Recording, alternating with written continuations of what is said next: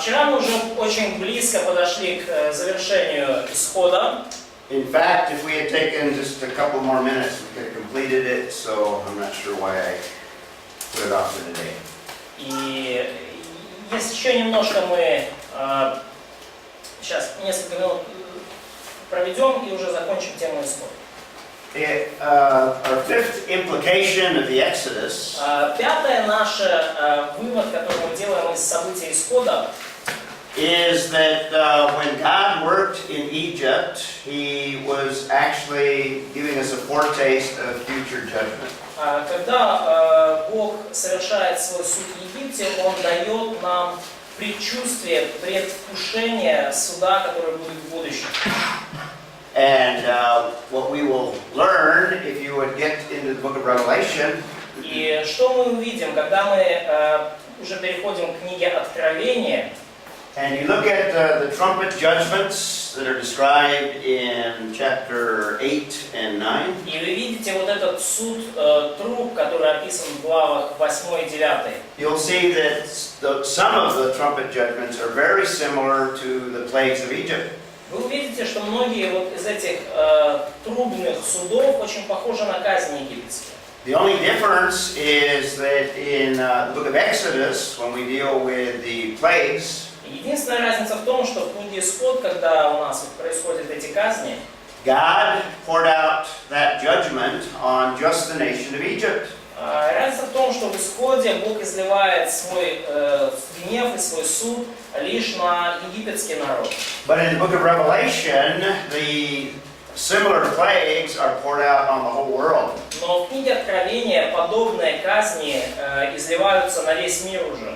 Those of you that are taking notes, it's 9 verse 3. Те из вас, кто усердно ведут заметки, пометьте, это 9 глава, 3 стих в Откровении. Similarly, some of the bowl judgments also are very similar to some of the plagues. И также некоторые из судов во время чаш, они также похожи на казни египетские. And all of the bowl judgments are in Revelation chapter 16. И все вот эти суды, там где чаши, они в Откровении 16 главе. And the verse there is verse 10. И здесь стих, который срезался, 10. So what God is demonstrating is that He has power and He can pour it out in whatever quantity He desires. И что Бог показывает нам через это, что Он обладает всей властью и всей силой, и Он может изливать свой гнев в любых количествах. He demonstrated His power by pouring out the plagues over the Egyptians. Он продемонстрировал свою власть и силу, излив свой гнев на египтян. And the Egyptians were able to see that God is the only true God. И египтяне смогли увидеть, что Бог, Яхве, это единственный истинный Бог. Also, the children of Israel were able to see that Yahweh is the only true God. Their God was the only true God. Также сыны Израилевы смогли увидеть, что их Бог, Яхве, это единственный истинный Бог. And that He can act in a supernatural way if He so desires. И что Он может, If He so desires. да, и что Он может действовать могущественными путями, если на то есть Его желание. So also, preceding the second coming of Jesus Christ, of the Messiah, И также вот эти чаши, эти суды предшествуют приходу Иисуса Христа как Мессии. the whole world is going to be aware of the omnipotence of the Almighty God. И весь мир уже будет знать всемогущество и всемогущество Бога, который может все. So the point I'm making is what we have in the book of Exodus, it gives us a foretaste of the final judgments that God will pour out. И что мы видим, что я хочу сказать, что в книге Исход мы видим предвкушение того гнева, который зальется в будущем. One of the main things I hope you're seeing from this course И одна из главных вещей, которые, я надеюсь, вы увидите в течение этого is курса, all of the Bible works together and fits together as a unit. это то, что вся Библия, она работает вместе, и она, как сказать, прилегает друг к другу, да, то есть она является одним целым, и все части взаимосвязаны друг с другом. So the events that we see early in the Old Testament, События, которые мы видели ранее в Ветхом Завете, none of them are isolated events without any relationship to anything else. ни одно из них не является изолированным каким-то событием, не связанным ни с чем остальным. God's revelation has a consistency and a unity to it. Божье откровение несет в себе постоянство и единство, This is взаимосвязь. just a little illustration of И that. это просто небольшая иллюстрация этого. Just kind of a closing application we can draw from the Exodus. И небольшое применение заключительное, которое мы можем вывести из событий Исхода. The omnipotent God of the Exodus is also our Lord. Всемогущий Бог Исхода — это также и наш Господь.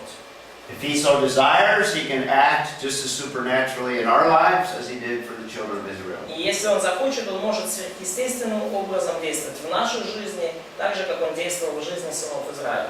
So if He does not, for example, heal illness, И если Он не исцеляет какую-то болезнь, we can trust it's not because He doesn't have the power to do it, то мы можем доверять Ему в том, что это не из-за того, что у Него нет на это силы. but we can trust that He has a different purpose in our lives for allowing us to go through the things we go through. Но мы можем быть уверены и доверять Ему в том, что Он допускает нам проходить через вещи, которые мы проходим. Sergey was asking another little thing that was left over from yesterday.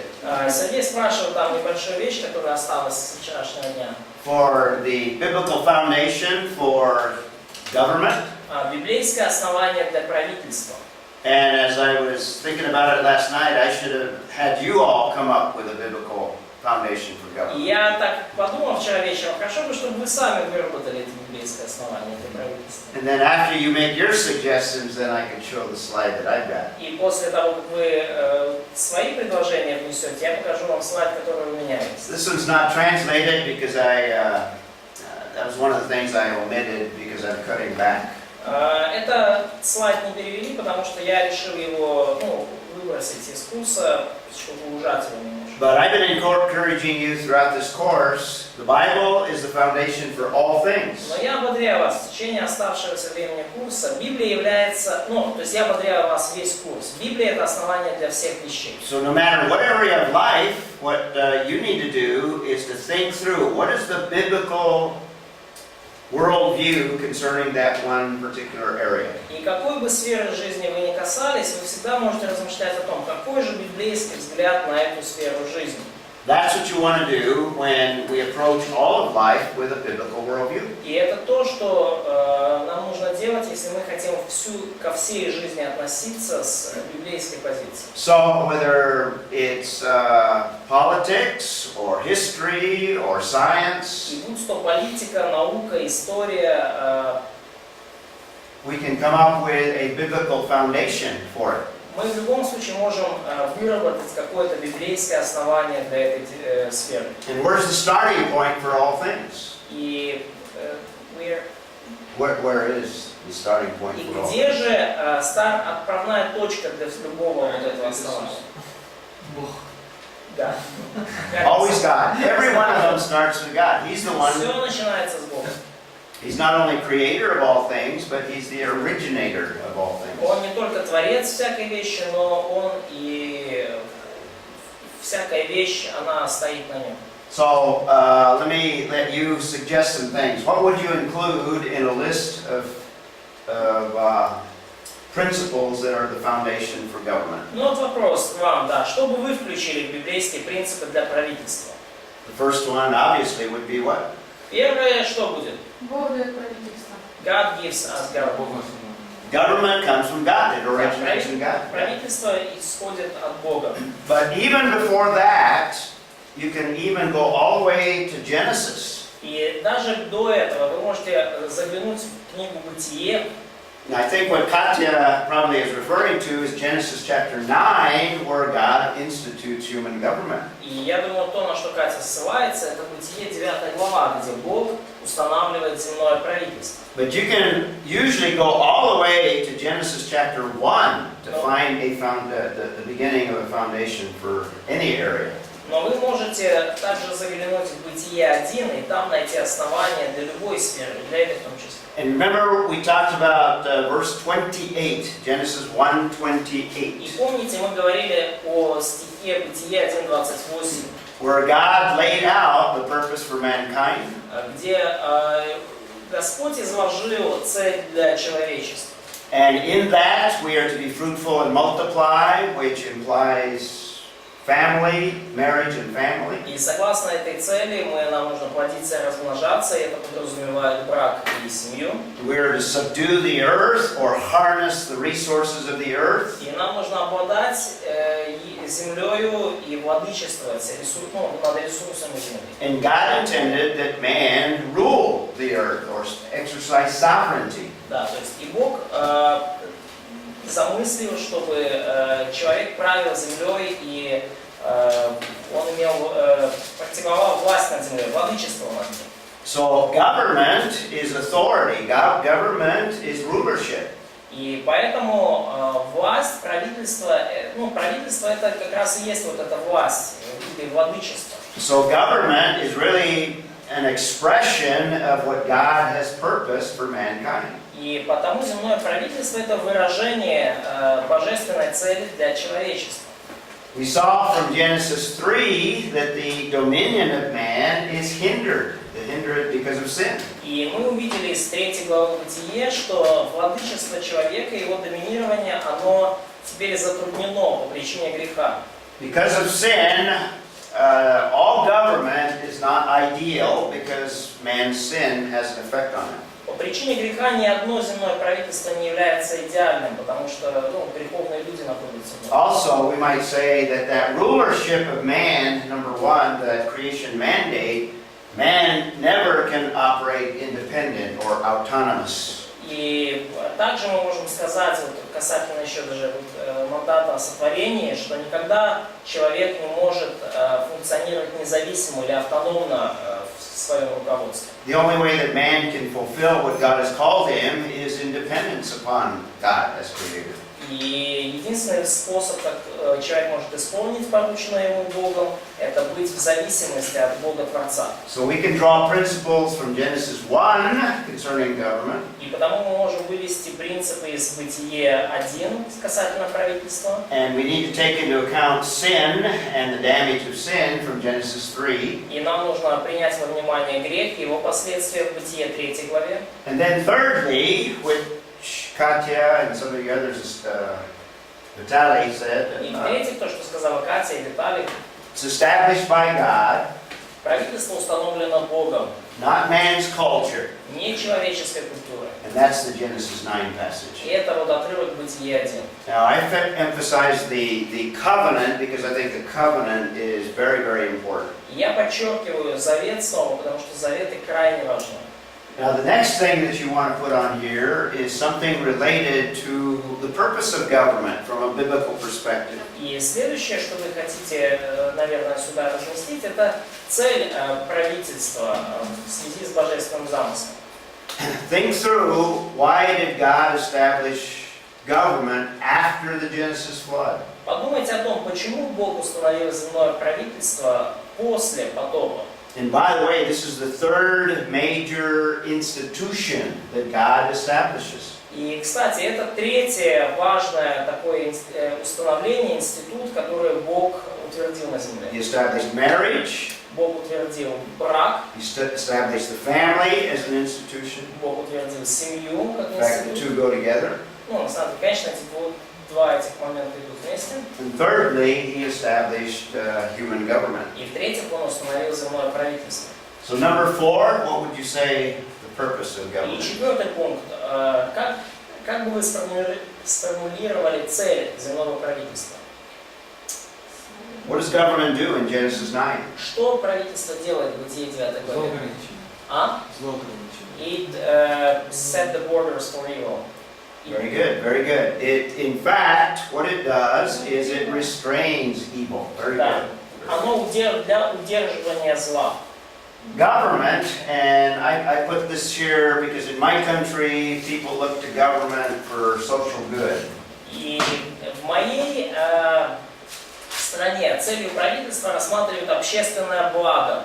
In most socialist governments, the whole idea is government is to supply social good. И в большинстве, у большинства социалистов идея правительства именно в том, чтобы оно обеспечивало правительство общественное благо. But that's not the biblical purpose of government. Но это не библейская цель правительства.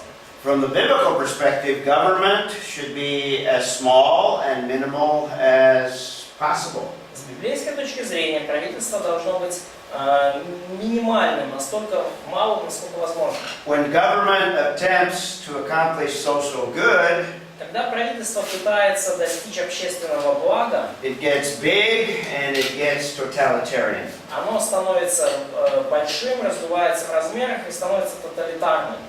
What God has designed for government is that it restrain evil.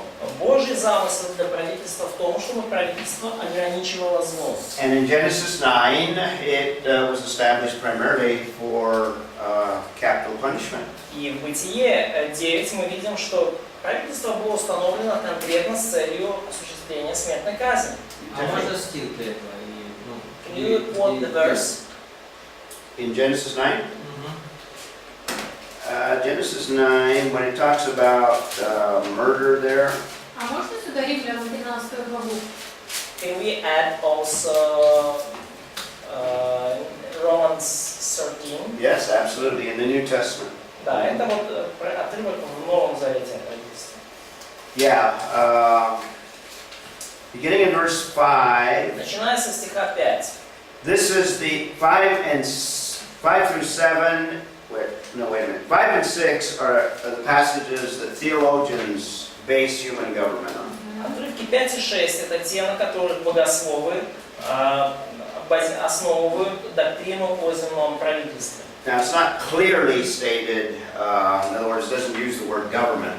Ну, конечно, оно может здесь немножко не настолько ясно сказано, не используется слово правительство. But it's from those two verses that theologians come up with the idea of human government established by God. Но вот из этих стихов богословы выводят идею земного правительства, установленного Богом. Get a comment? No? Не, Римлянам 13 глава. Romans 13. Oh, yeah, okay.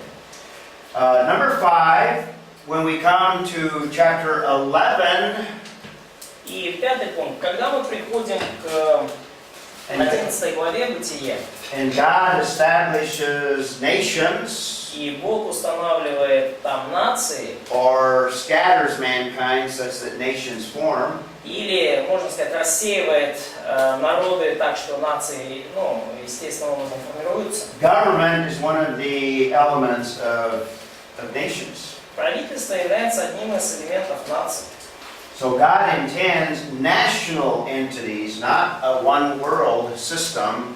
И потому Бог хочет, чтобы были вот такие национальные образования, то есть существовали нации, а не одна мировая нация или одно мировое правительство. Even though throughout history man has tended towards desiring and attempting to establish a one world government, totalitarian. Даже несмотря на то, что в течение истории люди постоянно пытались установить такое вот тоталитарное правительство,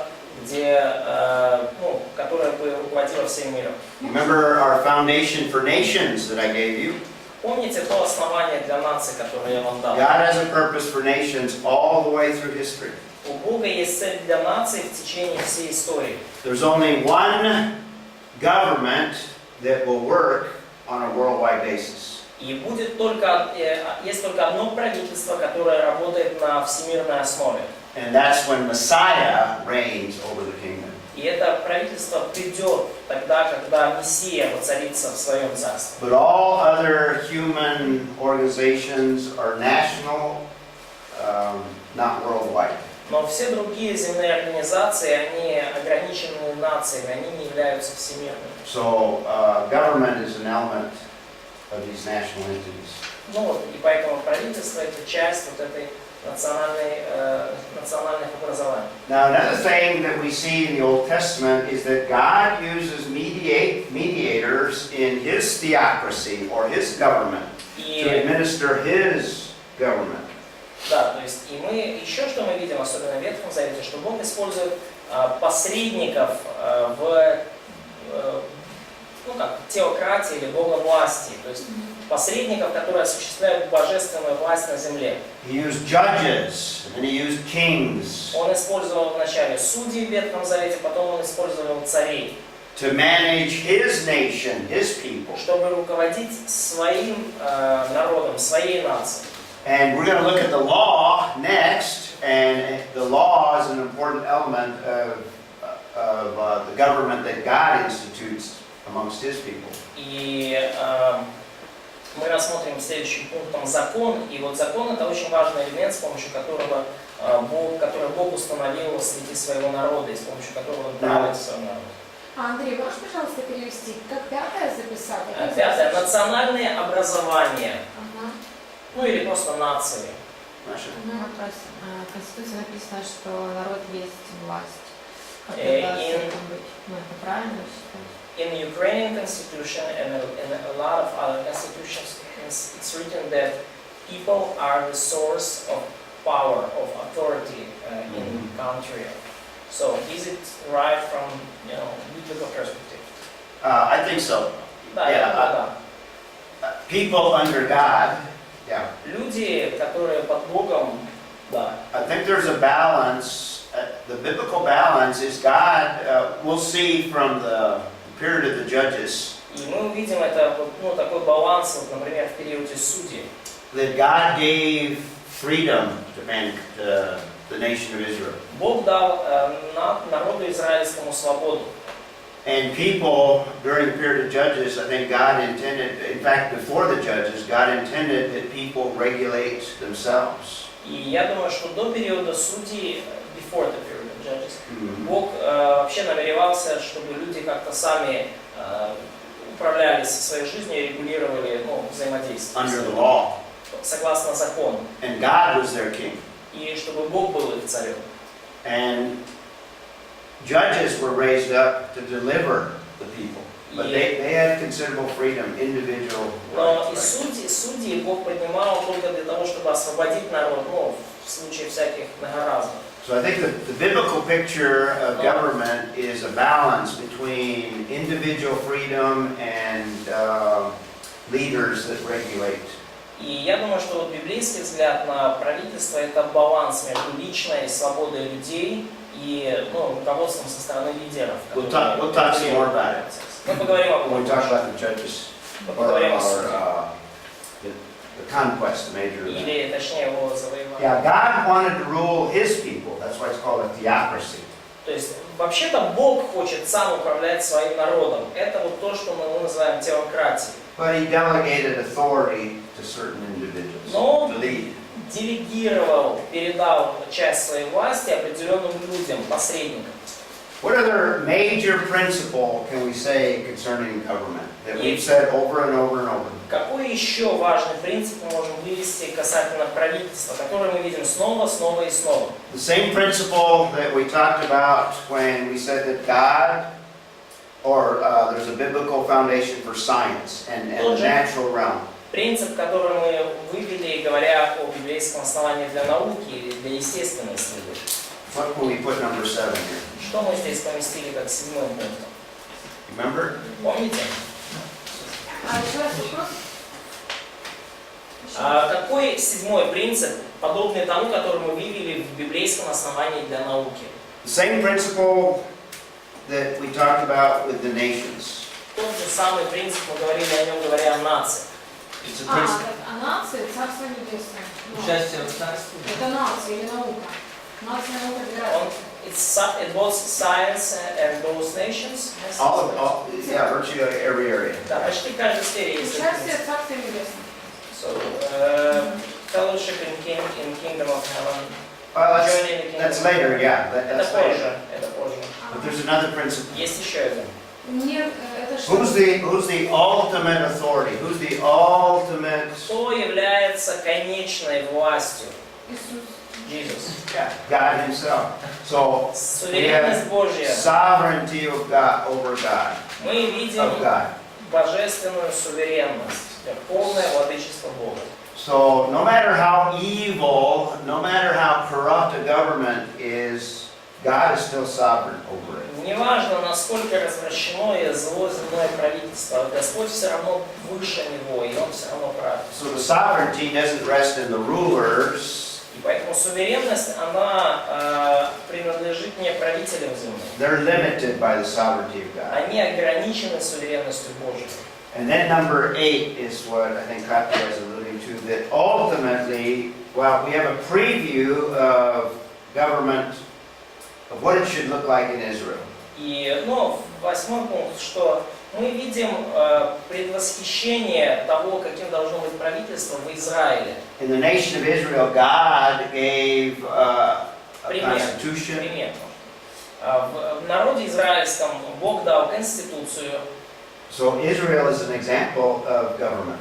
И Израиль таким образом является примером такого правительства, которое Бог задумал. And then number 9, the one that Katya is referring to, it doesn't show up on the, it's below the, it's not right here. Девятый, которого здесь нету на экране, срезался. But government finds its ultimate fulfillment, and the ideal government is in the millennial kingdom.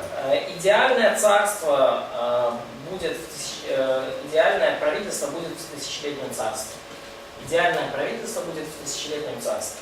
Там будет оно уже все исполнено. That's where Messiah is king. И там Мессия будет царем. And Messiah institutes righteousness. И Мессия установит праведность. And God rules over regenerated people. И Бог будет править над возрожденными людьми.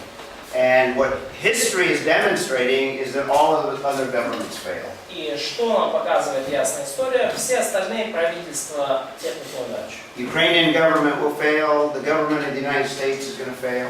Украинское правительство потерпит неудачу и падет. Американское правительство также падет со временем. The Soviet Union failed. Советский Союз, правительство там уже пало. The only one that is successful is the one where God is the king. Единственное успешное царство будет тем, где сам Господь. So number 9 is the ultimate kingdom of God. И поэтому 9 пункт, конечное, самое, такое конечное царство, это царство самого Бога. Okay, let's take a look at the next major event. Давайте посмотрим следующее важное событие. Wait a minute. We already looked at this one. This is law, or Это закон. is that what that is? Okay. We're going to talk about Israel's law because this is so important. Мы поговорим об израильском законе, потому что он очень-очень важен. And we will concentrate on chapters 19 and 20, but really you can look at the rest of the book of Exodus. И, конечно, мы сфокусируемся на главах 19-20 исхода, но вообще-то закон там прописан и дальше в книге. In fact, let me go back here. The next slide is our timeline with the major events. И что мы будем дальше смотреть, это наша временная шкала основных событий. If you can remember these major events, you have not only a good look at all of the Old Testament, И если вы можете запомнить вот эту шкалу основных событий, то это значит, что у вас не только хороший взгляд на весь Ветхий Завет, but you'll have the major events of world history. но у вас также, по сути, тогда вы запомнили ключевые события мировой истории. So let's see if you remember the events that we've already looked at. И посмотрим сейчас, запомнили ли вы события, через которые мы уже прошли. Obviously, number 1, Очевидно, событие номер 1. creation. 2, Второе. fall. 3, Третье. flood. 4, scattering. 5, Авраам, Abraham. 6, 6. Exodus. Exodus. Very good. So, creation, fall, flood, scattering, Abraham, now the Exodus. And next, the law. This is also very important. Следующий этап это закон, и это также очень-очень важно. In fact, we call the first 5 books the Mosaic Law. И, кстати, мы обратите внимание, мы называем первые 5 книг Библии законом Моисея. So a major event of that is the Exodus, but the law is very, very significant. И, конечно же, ключевое событие этого момента – это исход, но закон также очень-очень важен. Now, underlying the law, I think one of the main things that it teaches about God И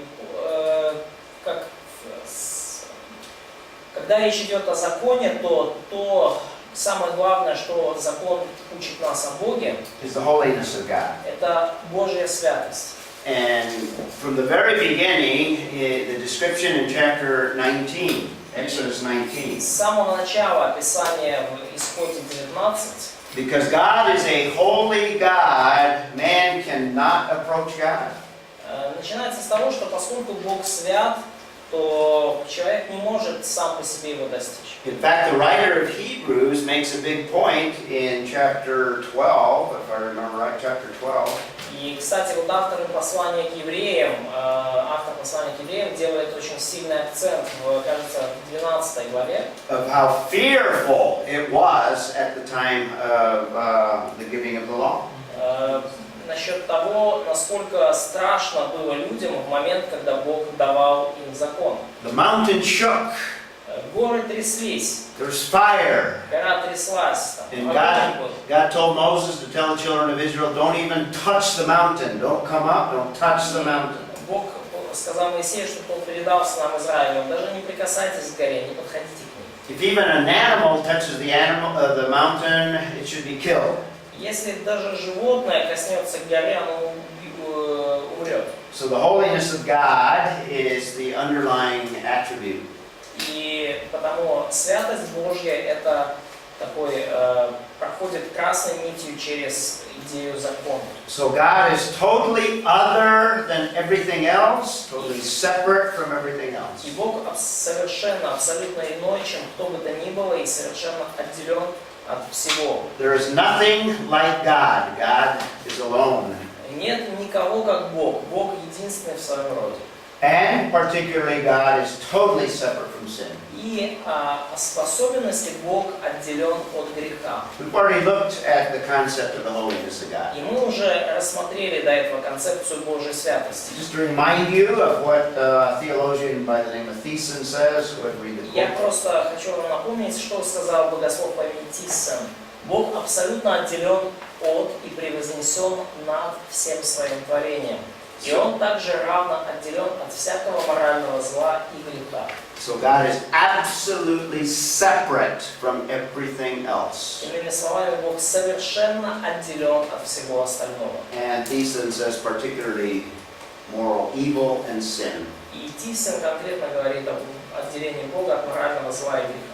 It's only the holiness of God that we have the repetition, holy, holy, holy is the Lord God. И только касательно божественной святости мы видим троекратное повторение: свят, свят, свят, Господь Бог We have it всемогущий. in the book of Revelation, which actually is alluding to Isaiah 6:3. И мы читаем это в Откровении 4 главе, и это аллюзия, это, скажем так, перекликается с Исаией 6 главой. I mentioned last time, now that we're out of the book of Genesis, the broader outline of the whole Old Testament is, I see it as anticipating Messiah. И я это говорил уже до этого, когда мы беседовали о книге «Бытие», но ключевая фраза, характеризующая весь Ветхий Завет, это ожидание Мессии. Yeah, this is on your outline sheet.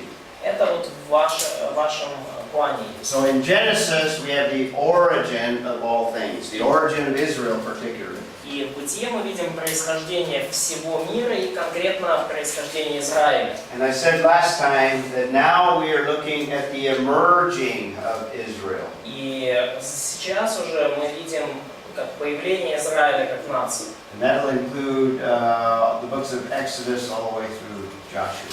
И это будет включать все книги от Исхода до Иисуса Навина. To expand the outline, the emerging of Israel, И вот немножко сфокусироваться на этой части плана, на появлении Израиля. this is Roman numeral 2.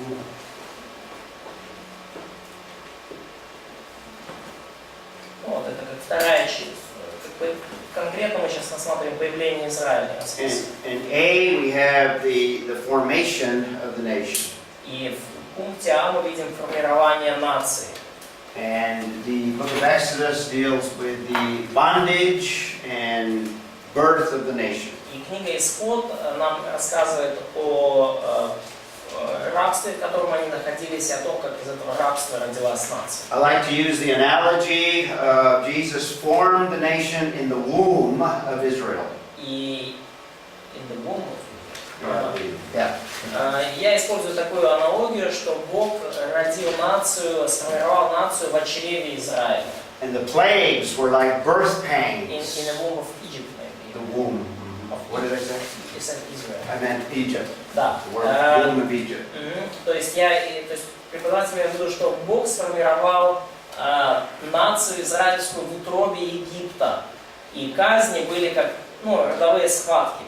And the plagues were like birth pangs just before the delivering of the child. Да, то есть вот казни были как родовые схватки, которые прямо перед тем, как ребеночек родится. And the Exodus itself would be the birth of the nation. И исход сам по себе был рождением нации. So we have a preparation for that birth. И вот мы видим подготовку к этому рождению. And we have the defeat of Egypt with the Exodus as the final defeat. И мы видим поражение Египта в процессе исхода, и это такое ключевое поражение Египта. Now, chapter 19 through chapter 31, we have the revelation at Sinai. И в главах с 19 по 31 мы видим откровение на Синае. Or you might call that the giving of the law. Или вы можете назвать это получение законом. So God is going to give the nation of Israel their law. И потому мы видим, что Бог дает израильскому народу свой закон. Looking at this in kind of long periods here. Давайте посмотрим на это вот такой в более удлиненной временной шкале. This is actually the chronology of the book of Genesis. Вот это хронология книги Бытие вот здесь. All of this is Genesis. Все, вот это книга Бытие. Now beginning with Exodus. И начиная с исхода, we're going to have the emerging of Israel. Мы видим возникновение, проявление Израиля как нации. Yeah, so we have that period of time. Correct. Yes. And again, the setting is Mount Sinai. И опять же, что здесь является как бы фоном и где это все происходит? Вот гора Синай. After the Exodus, and archaeologists are not absolutely sure, but this is an estimated route. После исхода, и археологи здесь не полностью уверены, но это предполагаемый маршрут, по которому они пошли. And in the book of Exodus, we have different sites mentioned where they camped, and then they eventually end up at Sinai. И в книге Исход нам упоминаются некоторые места, где они становились лагерем, и в итоге они пришли к горе Синай. And at least the traditional Sinai would be in that Sinai Peninsula. И вот как минимум традиционный взгляд на гору Синай это вот что она здесь. Now, I just want to mention very quickly, there's another theory as to where Sinai actually exists. Ну, я очень кратко упомяну, есть другая теория по поводу того, где находился Синай. This is a satellite photo of the traditional site. Это спутниковое фото традиционной горы, которую считают горой Синай. There's some other scholars that point to some evidence that it's possible that the site is over here. This is Midian. Некоторые ученые приводят доказательства того, что гора Синай может находиться здесь, на медийской территории. Midian. Laz, it's a Z. It's a name of site. Jebel al-Laz is the name of the site. Ну вот название этой раскопки это Джебел Ал-Лаз. And the reason for that, well, this is the route on the way to the traditional site. Very rugged, very desolate. Путь на дорога вот к тому месту, которое традиционно считается горой Синай, и дорога очень такая пустынная, неудобная и покрытая вот такими камнями. And some believe that this would have been the route that Moses would have taken to the top to meet God. Некоторые верят, что вот это именно вот по этой вот тропинке Моисей поднимался наверх, чтобы встретиться с Богом. Just to give you a feel for what it looks like at Mount Sinai, the traditional site. Просто чтобы вы примерно прочувствовали, как оно могло выглядеть. Это традиционный взгляд на гору, на то, где находится гора Синай. The first implication of the law is that it is Israel's constitution. И первый вывод из закона – это то, что это была израильская конституция. Remember, we're dealing with a nation. Помните, когда речь идет о нации, When they come out of Egypt, they're not a nation. когда они вышли из Египта, они еще не нация. In fact, I'll tell you there are three elements that make up a nation. И я говорил вам уже о трех элементах, которые формируют нацию. One of them is a common people with a common ethnic background. Первое – это народ, то есть какая-то общность людей с общим прошлым, историей и, прошлым историей. So as they come out of Egypt, they simply are a common people that have certain experiences in common. И, когда они вышли из Египта, они просто группа людей, обычные люди, между которыми есть что-то общее. They have a common bloodline that goes all the way back through Abraham. У них общее происхождение, которое, от Авраама. So they're a distinct people, but that's not a nation. That doesn't make a nation.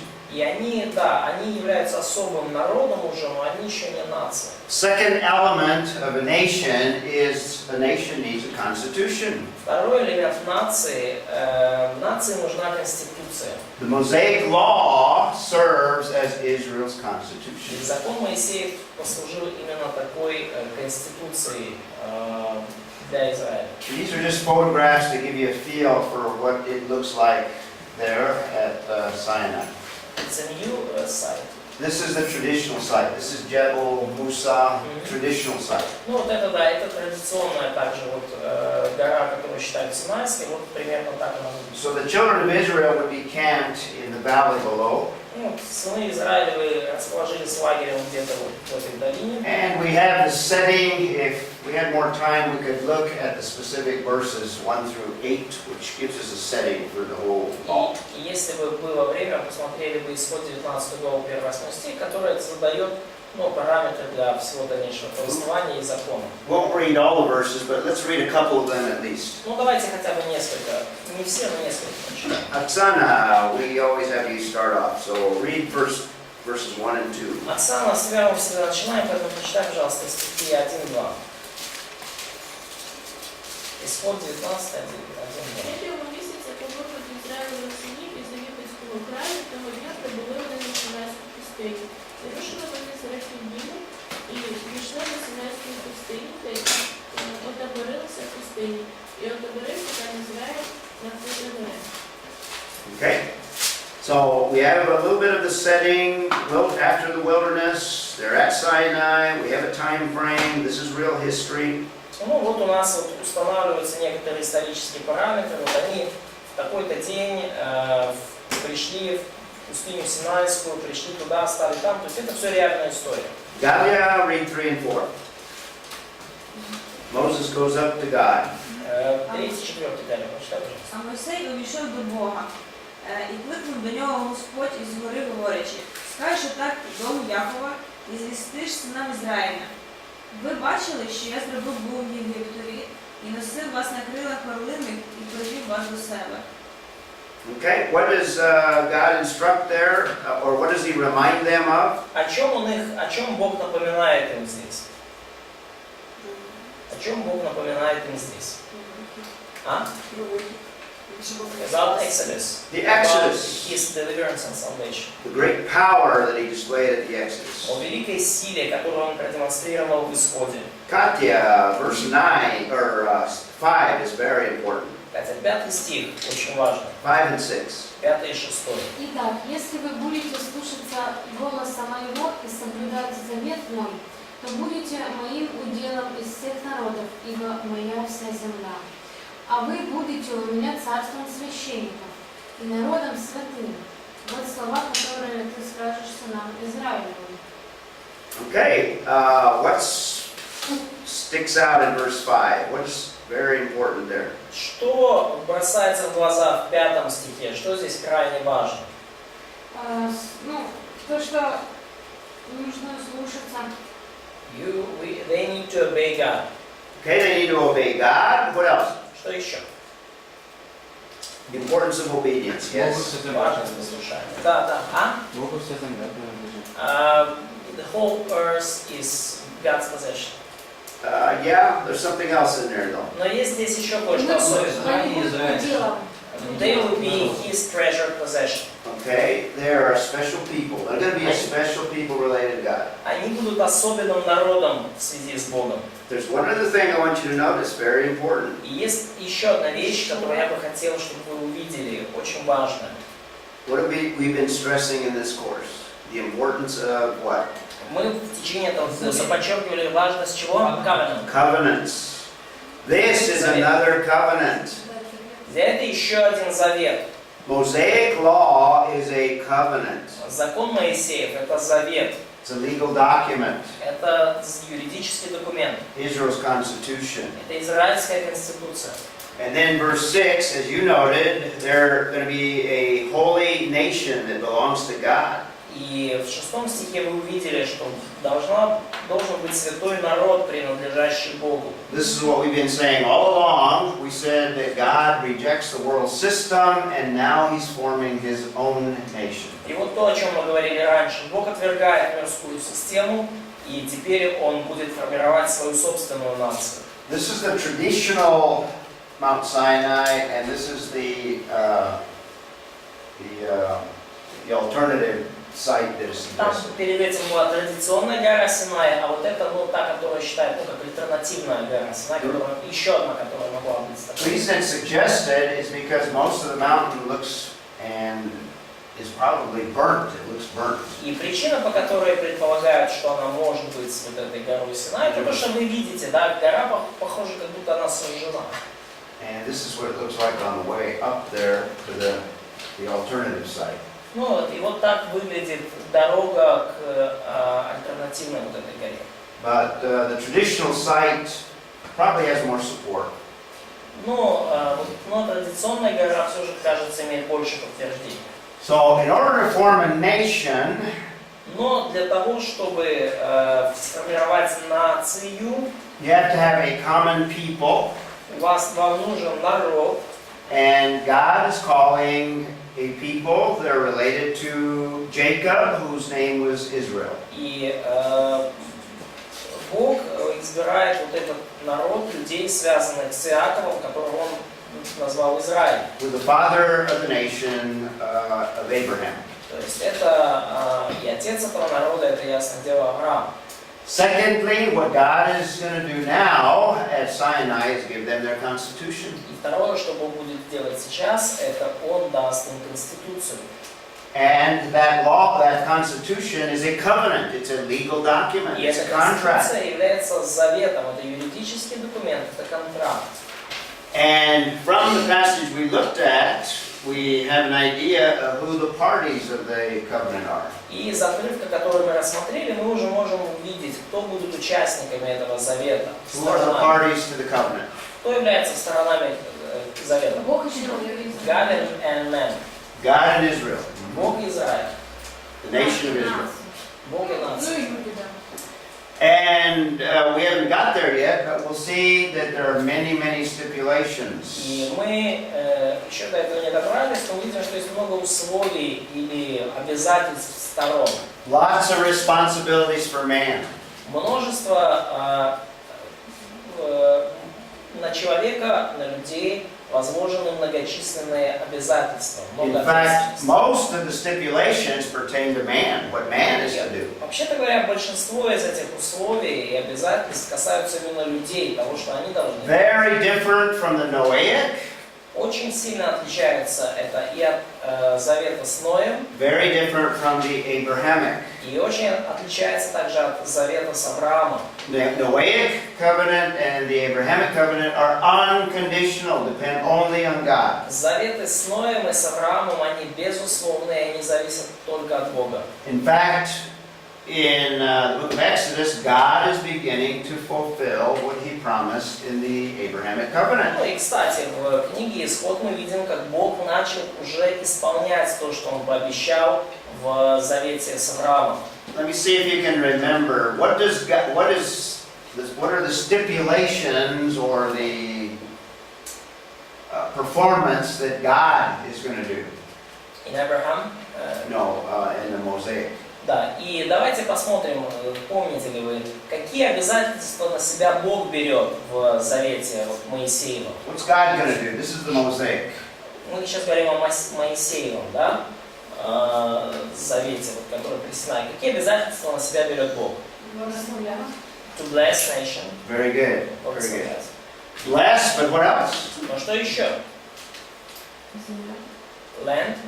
Give them land. Well, yeah, that's part of the Mosaic, but mainly blessings and cursings. Но с Божьей стороны есть или благословение, или проклятие. Deuteronomy 28. Второзаконие 28. Do you remember, if the nation of Israel is obedient to the covenant, obedient to the Mosaic law, Помните, что если народ Израиля будет послушен завету и послушен закону Моисея, God will bless them in all those areas. Бог обещал благословить их во всех вот этих перечисленных сферах. They'll have healthy and many children. They'll have productive animals. Они будут здоровы, много детей будет, их животные будут обильно приносить потомство. God will bless them with the rains. He will bring the rains. Благословит их дождями, принесет им дождь. They'll be very productive in their agriculture. Они будут очень продуктивными в плане сельского хозяйства. God will bless them with many crops. Бог благословит их обильными урожаями. God will bless them with great health, good health. Бог благословит их отличным здоровьем. God will bless them with protection against their enemies. Бог благословит их защитой против их врагов. Blessing after blessing in Deuteronomy 28. В 28 главе Второзакония одно благословение следует за другим. If they fail to keep the covenant, God is still going to act, but He's going to act by bringing the reverse, the opposite. Если они нарушат завет, то Бог все равно будет действовать, но Он будет действовать уже по-другому. Their animals are not going to be productive. Их животные не будут приносить потомство. Their agriculture is going to fail. Сельское хозяйство их разрушится. Rains are not going to come. Дожди не придут. They're going to be overtaken by their enemies. Они будут завоеваны своими врагами. They're going to have lots of diseases. У них будет множество болезней. God will perform according to the covenant. И Бог будет действовать в истории Израиля согласно этому завету. And it's dependent on Israel's keeping of the covenant. И потому вот этот завет зависит от того, как Израиль будет его исполнять. So this is a conditional covenant, very different. И вот этот завет очень отличается. Он условный. And the sign of the covenant is the Sabbath, the observance of the Sabbath. Знаком этого завета является суббота. See that in chapter 10. Мы видим это в 10 главе. So we have two things that make up a nation. Итак, мы видим две вещи, которые создают нацию. Common people, Народ, common constitution, объединенные и общая для них конституция. and what's the third thing? We don't have it in the book of Exodus yet. Какая третья вещь, которой у нас нету, кстати, в книге Исход? Land. Common land, very good. Общая земля. Okay. Может, там нация? And that's Canaan. На заглавие, а не народ. Probably, да, здесь сверху нация. Нация, а не народ. Better word. Yeah. Nation. Nation, yeah, там people. What's that? People. People. Oh, And people. okay, that should be nation. Yeah. Значит, здесь сверху нация напишите, если Mhm. пишете. Okay. Well, let's take a break and Давайте we'll сделаем come back. перерыв, и мы вернемся.